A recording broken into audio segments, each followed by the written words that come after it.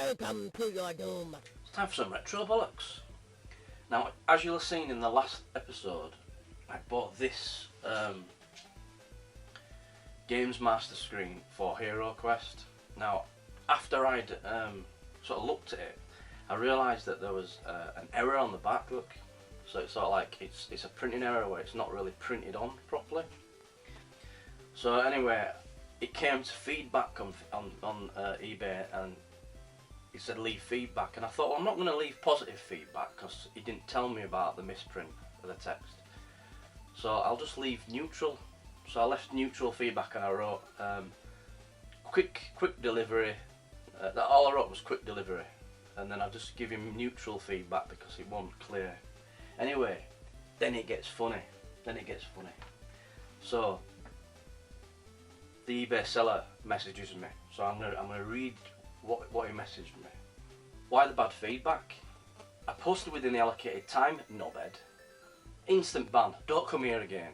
And then that wasn't enough, then he had to come back again.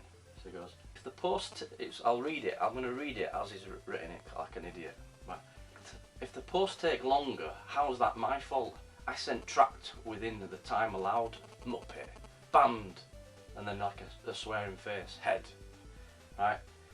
Then he says another message, because he just had to get out of his system, didn't he? So he's like, neutral is seen as negative, a sweary face, head. So basically just saying fuckhead, basically, that's what it translates as.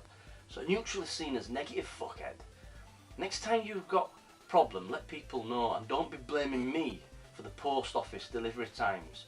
You want next day 24-hour pay off it, and ask cheap fuckwit, you're banned. Right? Anyway, I got these messages and I just started laughing, so then I replied, oi, knobhead. It's got nothing to do with the postage. It's with the printing of the text on the back. The text has been misprinted. You should have told me that. The feedback is neutral, not negative. Then he comes back. You're getting reported to eBay for this deliberate nasty thing you have done.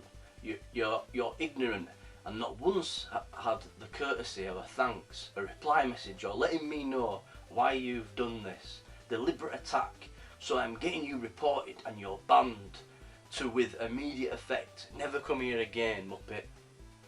So then I just wrote, good luck. I wish I'd have given you negative feedback now. It's neutral feedback because you never mentioned the misprint of the text on the card. It actually made me think it was fake. Right, so that was the interaction with this mental guy, right? But it gets even funnier because he reports me to eBay. Then eBay send a message between us saying, I need to reevaluate my feedback. So it gives me an option to give him positive feedback. But it also says you don't have to give him positive feedback, you can just stay neutral. But the knobhead didn't realise that he's given me the opportunity to change my comments. So I wrote this. I give him exactly the same neutral feedback, if not a bit worse. And I wrote, board was quickly dispatched, but the text was misprinted. I'd advise leaving positive feedback to this seller unless you want multiple messages of verbal abuse. This is fucking brilliant. But that was just funny, because he will have been crying, wouldn't he? He'll have been absolutely crying at that. But yeah, it just made me laugh. I just thought I had to share that little encounter with you before we start this retro bollocks. But yeah, anyway, I'm not bothered about it being misprinted. It don't matter. I wasn't that bothered. But I'm not going to give him positive feedback because he didn't explain that clearly, did it? But it's funny. You'll just imagine the little gimp like getting all mad, all fucking steam coming out of his ears. Right, anyway, okay, so I went to the video game retro market at Brighton. So they're all over the country, it travels around. But I went to the first one and I was pretty disappointed. But then I went to this one and it was fucking amazing. There were just like loads of stalls, and I just blacked out. I just completely went unconscious. And then I sort of woke up and I don't know what I've spent or what I've bought, but my bag was really heavy. I was like an 8-year-old. I went in there. I walked through doors. And I was there with my turtle t-shirt on, 8-year-old, just like, you know, getting my geek on. And I was just buying everything. So I bought a full bag, look, I took my little CX bag and I filled it. I filled it with retro games. So we're going to go through this retro and we're going to see what I bought, cause I've even forgot myself. I don't even know what's in this bag. I went that mental.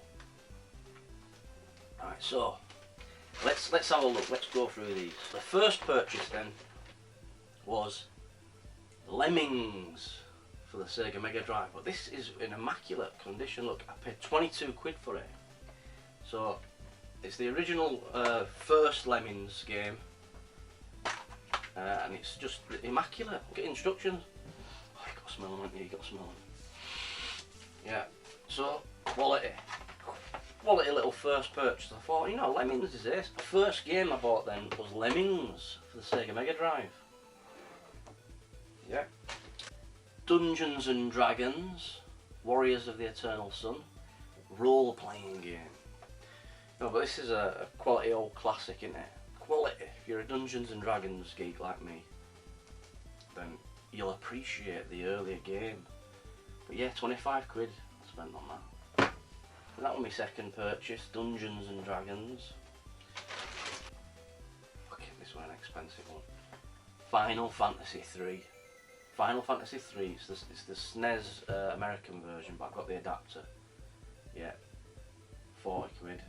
But that is a good price for a game like this. I mean, if you can get a fully boxed Final Fantasy 3 for your SNES, it's in the hundreds. It could be up to 200 quid, if not more. You have a look on eBay. But yeah, Final Fantasy 3 is another. Well, it's just a classic. It's Final Fantasy. Ah. I've got Bomberman for the DS, so it's just Bomberman 1 I think. But I just thought, I've got to get a Bomberman for my DS. It must be the first one, wasn't it? That was an impulse buy for £7.50. Bomberman for DS. The reason I'm going fast through these is because it's full. It's probably going to take me half an hour. Super Mario Advanced, which is Super Mario 2 and Super Mario Bros. For the Game Boy Advanced. But yeah, that's another classic. Mario games are getting expensive now, especially the first Mario. Right, then we've got there. Okay, here we go again. Game Boy Advance Pac-Man collection. It's got all Pac-Man games. Get me real geek on there. Take me back to the 80s, back to me Atari 2600 with Pac-Man. Okay, we got Cannon Fodder for the SNES. God, this is a classic, isn't it? On all platforms, Cannon Fodder is a classic. You know, like you just the way they scream and stuff when they get shot. It's just my mind just loves shit like that. But yeah, Cannon Fodder is a classic, isn't it? It were a one of a kind was Cannon Fodder. Okay, then we got for £10 PlayStation Red Alert Command and Conquer. I mean, Command and Conquer. Do I need to say anything else? Command and Conquer is a classic. All of them. Obviously better on a PC, but I've got a copy on PlayStation. But Command and Conquer, it's just. I should do a full video on how ace Command and Conquer is. Do you remember Tanya, the special agent? She'd like just fucking wipe out like 9 units on her own. It's like a proper badass assassin, Tanya. I remember that. God, I'm getting my geek on here over this one. Proper getting my geek on over this. Anyway, yeah, I'll be smashing that later. Red Alert, Command and Conquer. Mario Brothers for the NES. Cart only, £10, but it's just going up in value. I thought, well, they are original Mario Brothers for the NES. Yeah. We all know Mario Brothers. I don't need to explain Mario Brothers, do I? Staying with Mario Brothers then, we've got Super Mario World for the SNES. I've completely lost count of how much all this has cost me, but I just went mental. But yeah, boxed instructions, Super Mario World on the SNES. So I've got all the All-Stars, I just didn't have the Super Mario World. So, yeah. God, this takes me back, this next one. My mate Luke and me used to play this to death when we were kids, and we just got so pissed off because we could never get past a certain level. Turtles, like everybody, no one could get past that level. No one could get past that swimming level. But here we are, look, Turtles for the NES, 15 quid, fully boxed. Fresh from the classic comics come heroes in a half shell. Oh, it's genius, isn't it? I'm going back to being 7 there. 7 years old there, I think. Roundabout. Turtles then. PlayStation 2 Space Invaders Anniversary. It's only a £5. Since 1978. But it's got all of them on there, look, so you can play all the versions of Space Invaders, which is an absolute classic. Space Invaders is a classic. Didn't need music, did you? Didn't need music. It was intense fighting combat back then. Back then on the Atari. Space Invaders. There were quite a lot of Mario games.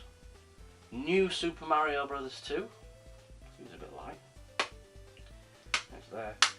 Yeah, 3DS. New Super Mario Bros. 2. Another random purchase. And this is going up in value. 15 quid spent. Total Carnage. Total Carnage for the SNES. Now this is like a top-down shooter, a bit like Mercs on the Mega Drive, or like the old classics, top-down shooters. But Total Carnage, I remember this. We used to play it to death, me and my mate Andy. But yeah, I thought I'm just going to get some cart-only games and then find the boxes later. I'm fucking waffling, I'm fucking waffling. Yeah, Total Carnage. Right, SNES then, Judge Dredd, 24 quid. Obviously, Stallone as Judge Dredd. Yeah, I'm the you know, it's one of the greatest Judge Dredd, wasn't it? It's not as good as Carl Urban's Judge Dredd. That was a proper Judge Dredd. But the game is cool though. On any format, the Judge Dredd game was surprisingly cool. What was cool about it was you could actually change his gun when he shoots. You know, it's an armour piercer. Nicely little nice touches where you could just change the gun. Judge Dredd. Judge Dredd. Another classic then. Looks Super Mario Kart. The amount of hours you'd play that as a kid. 4-player co-op. Shooting your fucking banana skins. It is a classic. Might not be as good as it used to be. It's dated a bit now, but it is still a classic, isn't it? Super Mario Kart then. There's a bit of a Mario theme, isn't there? Got another Mario game. Well, it was a last minute purchase, this one. He wanted 7 quid for it. And I only had a £5 left. I thought, you've got to stop, guys, you've got to stop, you're going to bankrupt yourself. So we took a £5. Yeah, of course I will, mate. So yes, I took a £5. Mario Golf. It's like a really old Game Boy game on it, but for some reason I thought, was it good? I'm sure it was good. Someone's telling me it was good. So yeah, I went and bought that one. So yeah, there were a couple of other purchases then. One of the greatest Lego games ever, Indiana Jones, the original adventures. So I always thought that was the best Lego game. They just got it perfect, didn't they? Yeah, so Indiana Jones Lego then, for the PlayStation 2. A few other little games, little random ones I got. Look, Sonic Classic Collection for the DS. That's got all 4 Sonics on there. Look, Sonic 1, 2, 3 and Sonic Knuckles. Sonic and Knuckles. What else have we got here? Worms Open Warfare 2. Bit of Worms for the DS. And then another Mario related game, Luigi's Mansion 2 for the 3DS. So yeah, I went fucking mental, didn't I? Proper reckless.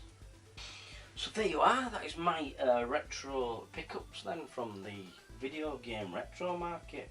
And I don't have an addiction. I've not got an obsession with retro. I'm alright, honestly. Honestly, I'm alright. It's not an addiction.